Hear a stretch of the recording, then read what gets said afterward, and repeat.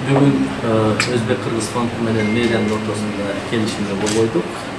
Бул келишимге биз бир ай мурда бир канча жолу жолугушууну көздөбүз. Ушул фонд аркылуу бул жерде 20дан ашык жұмсалабыз.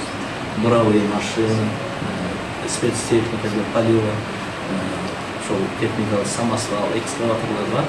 Бул переченди дагы биз көбөйтөбүз. Бул биринчи кадам. Анан биз ушу Өзбек-Кыргызстандын сурап атабыз.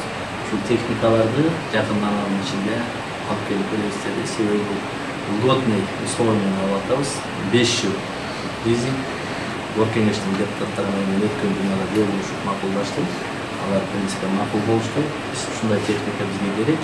Себеби шаарыбыздагы болуп аткан иштер, полив маселеси, тазалык маселеси, освещение маселеси биздин техникабыз 15 жылдан бери жаңыланбай эскирип кеткен. Ошону жаңыландырып чечтик.